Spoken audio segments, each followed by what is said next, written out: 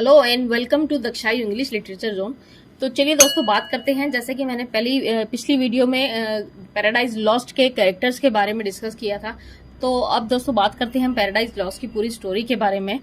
जैसे कि मैं आपको बताना चाहूंगी कि पैराडाइज लॉस्ट जॉन मिल्टन ने लिखी थी, जो कि अपने आप में खुद एक बहुत ही इमेंस कैपेसिटी के पोएट थे, और ये भी एक एपिक पोम है। Paradise Lost is considered as an epic poem and Paradise Lost publish जो हुआ था वो था 1667 में, और इसका फर्स्ट एडिशन जो पैराडाइज लॉस्ट का है इन 1667 में इसकी 10 बुक्स आई थी। इसका जो फर्स्ट एडिशन था उसमें 10 बुक्स हैं, और फिर इसका सेकंड एडिशन भी निकाला गया फ्रेंड्स, वो जो कि 1674 में था, जो 12 बुक्स के साथ पब्लिश हुआ था।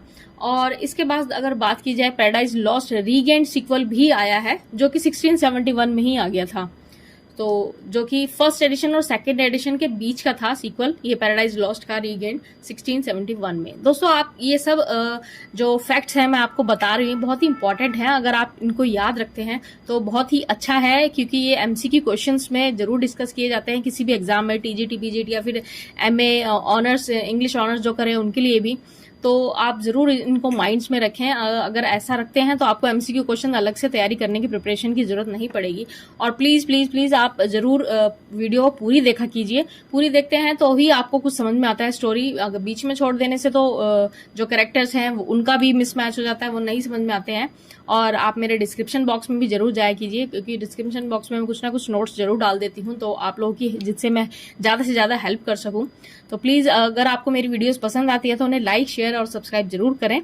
तो चलिए get back to the Paradise Lost story. So हम थे पैराडाइज लॉस्ट रीगेंड सीक्वल पे, और उसके बाद मैं आपको बताना चाहूंगी कि पैराडाइज लॉस्ट जो है वो ब्लैंक वर्स में लिखा गया है। और ब्लैंक वर्स का मतलब, अगर आपसे कोई पूछता है ब्लैंक वर्स, या आप सोचते हैं ब्लैंक वर्स क्या था, तो ब्लैंक वर्स में जो भी पोम या लिखा जाती थी वो मतलब उनका लिरिक्स तो होता था, राइमिंग होती थी, लेकिन वो मीटर्स यूज नहीं करते थे उस टाइम के पोएट जो होते थे पोम के लिए।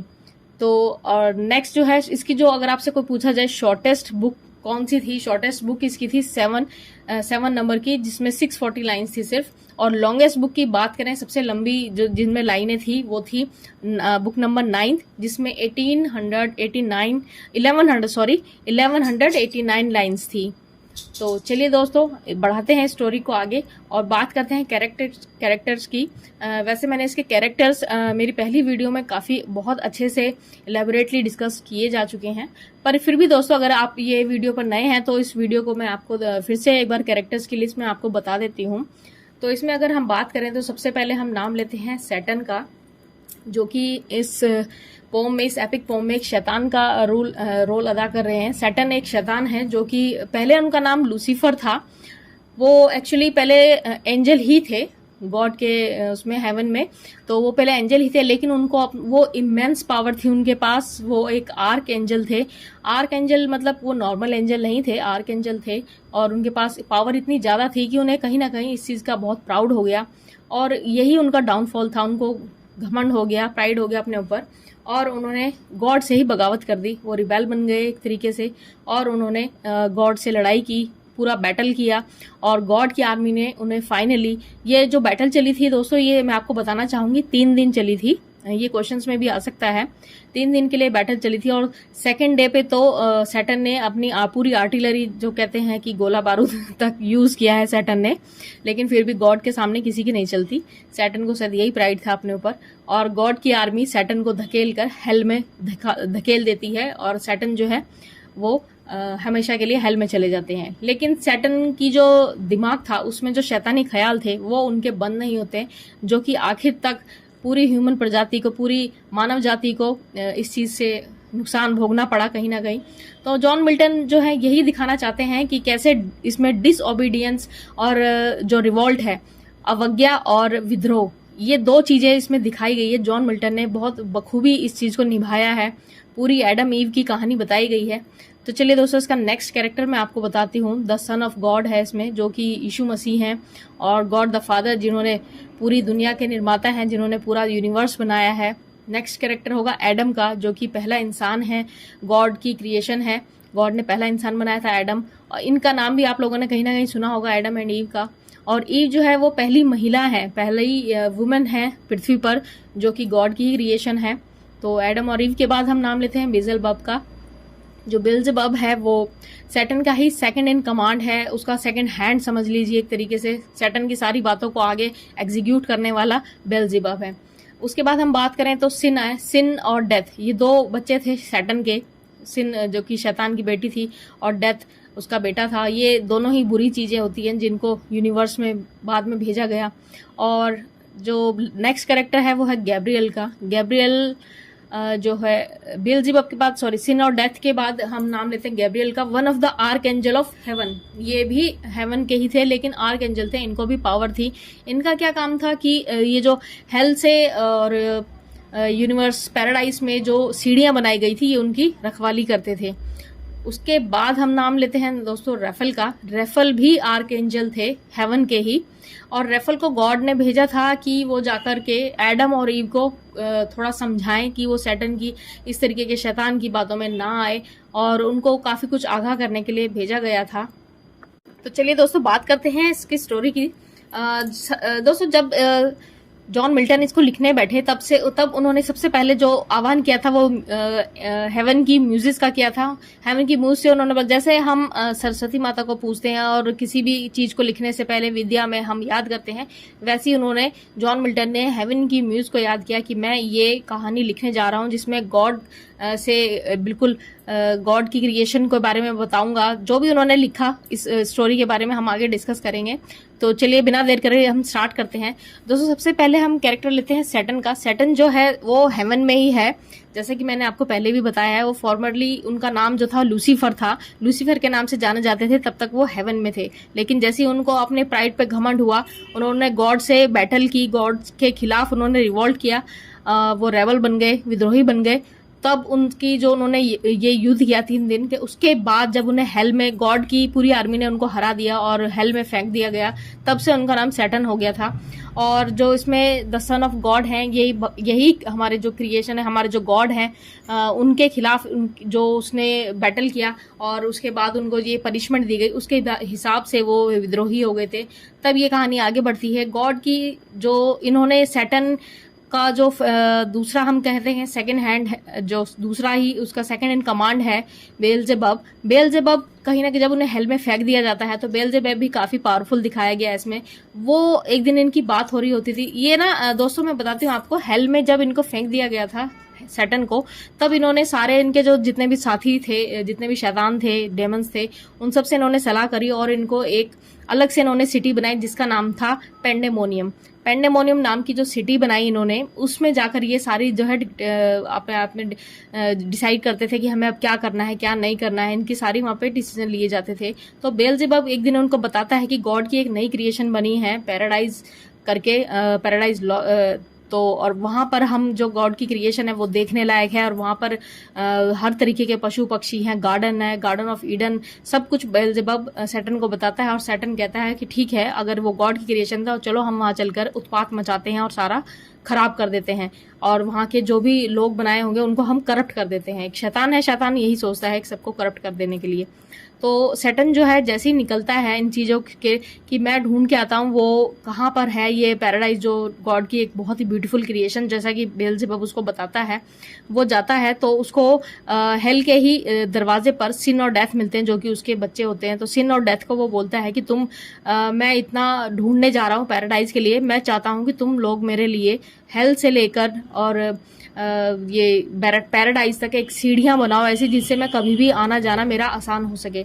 तो वो सीढ़ियां बनाते हैं वहां पर आने जाने के लिए। और सैटर्न एक दिन पैराडाइज के गेट पर पहुंच भी जाता है, जहां वो जाकर के देखता है, बहुत ढूंढने के बाद उसको मिलता है पैराडाइज। और वहां जाने के बाद उसे गेट पर मिलता है यूरियल जो कि वहां का गार्ड है प्लेनेट अर्थ का, और वो उसको रोकने की पूरी पावर रखता है। लेकिन सैटर्न क्या करता है कि यूरियल जो था एक बड़ा ही भोले किस्म का एंजल दिखाया गया है इसमें, तो यूरियल को सैटर्न जो है फूल बना देता है कहीं ना कहीं से, और सैटर्न खुद अपना जो रूप है वो एंजल में तब्दील कर लेता है और यूरियल को कहता है कि मुझे अंदर जाने दो, मैं देखना चाहता हूँ कि जो गॉड की क्रिएशन है उसकी तुम कैसे रक्षा कर रहे हो, तुम्हारे हथियार वगैरह सब कुछ ठीक है या नहीं। और इस तरीके से वो कहीं ना कहीं सैटर्न जो है अंदर पहुंच जाता है। जैसे ही वो अंदर एंट्री कर देता है पैराडाइज में, तो वो देखकर पूरा बड़ा सरप्राइज हो जाता है कि गॉड की कितनी ब्यूटीफुल, कितनी सुंदर क्रिएशन है, जहाँ पर पशु पक्षी हैं, गार्डन ऑफ ईडन जो उसका नाम होता है, पैराडाइज होती है पूरी, और एडम और ईव वहां पर बातें कर रहे होते हैं। वो कह रहे होते हैं, ईव कह रही होती है कि यहाँ पर पैराडाइज में जो भी गॉड ने बनाया है, क्रिएशन कितनी अच्छी है, यहाँ पर ये सब कुछ तो हमारा है, लेकिन सिवाय इस ट्री के, इस ट्री पे जो गॉड ऑफ नॉलेज, जो हमें भगवान ने, गॉड ने खाने के लिए मना किया है, उसी को हम सिर्फ नहीं खा सकते हैं। तो ये देखकर ईव को थोड़ा बुरा लग रहा होता है कि हम इसी को नहीं खा सकते हैं, क्योंकि हमें गॉड ने मना किया है।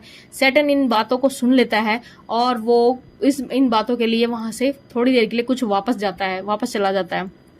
उसके कुछ देर बाद सैटर्न की दोबारा से एंट्री होती है। इस बार वो अपने आप को एक स्नेक में तब्दील करके आता है और स्नेक बनके वो ईव अकेली होती है, तो ईव को वो कन्विंस कर लेता है किसी तरीके से कि ये जो नॉलेज ऑफ फ्रूट है, जिसे फॉरबिडन ट्री बोला जाता है, इस पोम में भी बोला गया उसे फॉरबिडन ट्री, तो और जिसका जो फ्रूट है knowledge of fruit of knowledge, तो इसे खाने के लिए तुम्हें गॉड ने मना किया, लेकिन ये तो मैंने भी खाया, ये तो बहुत टेस्टी है, ये तुम खाकर देखो, ये तो बहुत अच्छा है। बेशक गॉड ने मना किया, लेकिन हमने तो खाया था, कुछ भी नहीं हुआ, तो तुम खा सकते हो। और ईव क्या करती है, इस बात पर वो कहीं ना कहीं कन्विंस हो जाती है सैटर्न से, और वो उस फ्रूट को खा लेती है। और खाने के बाद वो एडम को भी बोलती है कि तुम भी ये फ्रूट ट्राई करो, ये बहुत अच्छा है, मीठा है, मैंने भी इसको खा लिया है। और वो फ्रूट, उसके ईव के कहने से एडम भी उस फ्रूट को खा लेता है, और यही उनका डिसओबीडियंस शो हो रहा है, जहां गॉड ने उनको सख्त मना किया था इस चीज को खाने के लिए, और वो सैटर्न के कहने से ये फ्रूट खा लेते हैं। लेकिन इससे पहले कि मैं आपको एक बात बता देती हूँ, जब सैटर्न आता है वहां पर ये ईव को कन्विंस करने के लिए कि तुम फ्रूट खा लो, उससे पहले वहां पर वो जो गॉड होते हैं उन्हें कहीं ना कहीं पता चल जाता है, वो गॉड है, उन्हें पता चल जाता है कि सैटर्न इस तरीके की कोई ना कोई बैड ट्राई, एक बुरी हरकत करने की, करप्ट करने की कोशिश कर रहा है। तो वो राफेल को भेज के, जो कि one of the arc angel है हेवन का ही, तो राफेल को वो भेजते हैं गॉड की तुम जाकर एक बार वार्न कर दो एडम और ईव को कि वो ऐसा, अगर सैटर्न आता है तो वो उसके कहने से फ्रूट ना खाए। एडम और ईव को कहीं ना कहीं ये पता था कि सैटर्न नाम का आएगा एक शैतान जो हमें बोलेगा, लेकिन ईव ने डिसओबीडियंस करा और ना चाहते हुए उसने उस फ्रूट को सैटर्न के कहने से खाया, जिसमें कि गॉड ने उन्हें पहले ही राफेल के द्वारा अपने आर्क एंजल को भेजकर उन्हें चेतावनी दी थी, चेताया था इस चीज के लिए कि वो ये फ्रूट ना खाए, पर फिर भी वो डिसओबीडियंस करके इसको खा लेते हैं, और इसी बात की उन्हें पनिशमेंट भी आगे मिलती है। तो जब वो फ्रूट खा लेते हैं तो ये तो पूरी डिसओबीडियंस हो गई।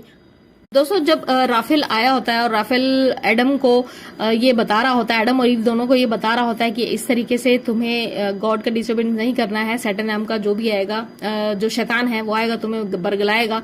तो ये सब सुनने के बाद एडम कुछ और भी जानना चाहता था राफेल से कहीं ना कहीं, और राफेल को बोलता है कि तुम मुझे कुछ मेरे सवालों के जवाब दे सकते हो कि भगवान ने, गॉड ने ये सब कुछ बनाया है, पैराडाइज बनाया इतना सुंदर, ये स्वर्ग नरक का निर्माण, ये सब कुछ गॉड ने कैसे किया है। राफेल कहीं ना कहीं कुछ एक दो क्वेश्चंस का आंसर तो जरूर करता है एडम को, लेकिन ज्यादा वो भी नहीं कर पाता है और वो वहां से चला जाता है। तो एडम के मन में कहीं ना कहीं थोड़ा सा डिससेटिस्फाई थी कि मैं इन क्वेश्चंस का आंसर नहीं जान पाता, इसीलिए कुछ रीजंस थे जो इवन ईव के कहने से उसने वो फल खा लिया।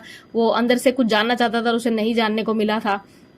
दोस्तों, जब ईव वो फल खाती है, उससे पहले सैटर्न उसको कन्विंस करने के लिए ये बोलता है कि तुम कितनी ब्यूटीफुल हो, तुम वाकई, ईव जो होती है बहुत ही सुंदर क्रिएशन होती है गॉड की और पहली महिला होती है। तो सैटर्न उसको कहीं ना कहीं ऐसा विश्वास दिलाया था कि अगर तुम इस फल को खाती हो तो तुम और ज्यादा खूबसूरत दिख सकती हो और ज्यादा अच्छी लगने लगोगी। तो इसी चक्कर में ईव जो है उस फ्रूट को खाती है ये सोचकर कि, और सैटर्न उसको बोलता है कि शायद भगवान भी तुमसे यही चाहते हैं कि तुम ये फ्रूट खा लो, कितने दिन तक तुम इस फ्रूट से दूर रह सकती हो, भगवान शायद ये देख चुके हैं, तो तुम ये फ्रूट खाओ तो इसमें कोई नुकसान नहीं है। और ईव जब उस फ्रूट को खा लेती है तो एडम को वो जाकर बहुत ही उत्सुक मन से बोलती है कि तुम भी ये फल खा सकते हो, देखो। लेकिन एडम उसको समझाता है कि तुम्हें ऐसा नहीं करना चाहिए था, ये गॉड का डिसओबीडियंस है जो तुमने किया है। लेकिन अब एडम भी ईव से दूर भी रहना चाहता था, इसलिए वो भी उस फ्रूट को खा लेता है। लेकिन एडम खाने से पहले ईव को यही बोलता है कि ये जो तुमने सिन किया है, जो ये पाप किया है, इसके गुनाह की सजा में गॉड तुम्हें गार्डन ऑफ ईडन से बाहर भी फेंक सकते हैं। लेकिन ये सब कुछ जानते हुए भी एडम जो है दोस्तों एडम इसमें बहुत ही सुपीरियर दिखाया गया है, बेटर देन ईव। ईव से ज्यादा एडम में स्ट्रेंथ है। वो ब्यूटीफुल तो नहीं, खैर ब्यूटीफुल तो ईव ही थी, लेकिन स्ट्रेंथ है उसमें, इंटेलिजेंट है बहुत ज्यादा एडम में, और वो इसी करके सारा कुछ पहचान जाता है और ईव को आगाह भी करता है। लेकिन क्योंकि ईव खा चुकी थी वो फल को, तो एडम भी खा लेता है, और तभी ये सारी बातें जो हैं गॉड द फादर को भी पता चल जाती हैं कि मेरी क्रिएशन में मेरा डिसओबीडियंस हुआ है। और दोस्तों ये सब हो जाने के बाद जो गॉड द फादर है उनको पता चल जाता है, और उनकी अब पनिशमेंट का टाइम आ गया। सबसे पहले पनिशमेंट जो देते हैं गॉड, वो सबसे पहले सैटर्न को देते हैं कि तुमने जिस सांप की उन्होंने बॉडी ली थी, उस सांप को भी पनिश करते हैं कि तुम हमेशा अब टेढ़े ही चलोगे, इसलिए सांप हमेशा टेढ़े चलते हैं, ये उनका श्राप है। और फिर सजा मिलती है एडम और ईव को कि तुमने जो कुछ किया है, उनका जो तुमने ये फल खाया है, डिसओबीडियंस करा है, अब जो तुम्हारी संतान होगी वो उसका जो दर्द है वो तुम्हें सहन करना पड़ेगा ईव को, और तुम्हें अपनी फैमिली, और एडम को ये सजा मिलती है कि तुम्हें हमेशा अपनी फैमिली के लिए, सर्दी हो चाहे गर्मी हो, धूप हो, कुछ भी हो, हमेशा हंटिंग के लिए, काम के लिए बाहर रहना पड़ेगा। बाहर जाओगे तुम अपने परिवार को चलाने के लिए, वो उस दुख को जो धरती पर मिलने वाला था, वो उन दोनों को वहां पर जो श्राप दिया जाता है गॉड के द्वारा, और उन दोनों को जो है धरती पर फेंक दिया जाने की तैयारी होती है। और गॉड बोलते हैं अपने आर्क एंजल माइकल को कि तुम जाओ, मैंने उनको पनिश कर दिया है। और एक पनिशमेंट और मिलती है, जो सैटर्न के बाकी सारे साथी होते हैं, जो डेमन्स होते हैं, पेंडेमोनियम में सैटर्न तो चला जाता है अपने हेल में, लेकिन वहां पर भी उनको वो श्राप दिया जाता है। गॉड ने बोला होता है कि अब जो तुमने मेरी जो क्रिएशन खराब की है, मेरा जो पैराडाइज लॉस्ट किया है, तुम्हें मैं श्राप देता हूं कि तुम लोग सभी, तुमने सांप का सहारा लिया तो तुम अब से स्नेक ही बन जाओगे, और वो सारे जो हैं स्नेक बन जाते हैं। ये उनको वहां से श्राप मिलता है, कर्स जो उनको गॉड देते हैं। और एडम और ईव को गार्डन ऑफ ईडन से निकालने के लिए जो माइकल भेजा जाता है, माइकल से जो एडम और ईव हैं उन दोनों में भी कहीं ना कहीं ये लड़ाई शुरू हो जाती है। एडम ईव को ब्लेम करता है, ईव जो है एडम को ब्लेम करती है कि तुमने फल खा लिया, हमने ऐसा कर दिया, ये तुम्हारी वजह से। एडम बोलता है ईव को, ये तुम्हारी वजह से हो गया ऐसा। ईव कहती है मेरी वजह से क्या, तुम सोच सकते थे। तो कहीं ना कहीं वो सिन वाली बात आ जाती है, दोनों में लड़ाई होने लग जाती है। और इतने में ही वहां पर माइकल की एंट्री होती है, जो कि उनको गार्डन ऑफ ईडन से बाहर निकालने के लिए आया होता है। और माइकल दोस्तों ईव को किसी तरीके से सुला देता है उस टाइम पर, और माइकल कहता है एडम को कि मैं तुम्हें गार्डन ऑफ ईडन से निकालने के लिए आया हूँ, और जिस धरती पर तुम्हें फेंका जा रहा है, चलो मैं तुम्हें उसका एक दृश्य दिखाता हूँ। और उस दृश्य में वो दिखाता है कि जो फ्रूट खाने के बाद उनका जो बच्चा हुआ है, उनका जो संभोग हुआ था उसके बाद जो बच्चा हुआ है, उसका जो पेन है वो हर औरत को सहना पड़ेगा ईव की तरीके से ही। और हर आदमी को, मेल को खाना ढूंढने की तलाश में, हंटिंग पर, हर जगह वो बाहर ही रहेगा और अपने काम को जो है करता रहेगा। और यही सीन वो दिखाता है कि किस तरीके से वो सब कुछ झेलना पड़ेगा तुम्हें, अब तुम्हारी पूरी मानव जाति को। और जो दोस्तों जब उन्हें श्राप दिया जाता है सैटर्न को और उसके डेमन्स को, वो सब स्नेक बन जाते हैं, लेकिन 2 डेविल तभी भी बचे हुए होते हैं क्योंकि वो द्वारपाल थे हेल के, सिन और डेथ।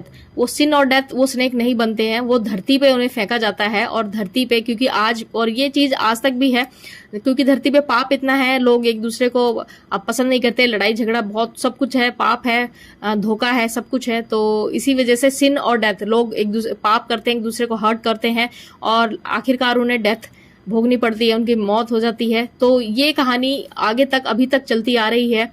इस तरीके से इस कहानी का एंड होता है एडम और ईव का। तो दोस्तों जरूर हमने इससे कुछ सीखा होगा, और आशा करती हूँ कि आपको ये कहानी, ये पोम बहुत अच्छी लगी होगी। जॉन मिल्टन की एक बहुत ही शानदार क्रिएशन है ये। तो दोस्तों थैंक यू सो मच, आपको जरूर ये वीडियो पसंद आई होगी। सो काइंडली फॉलो करें मेरी next video. Thank you so much and take care.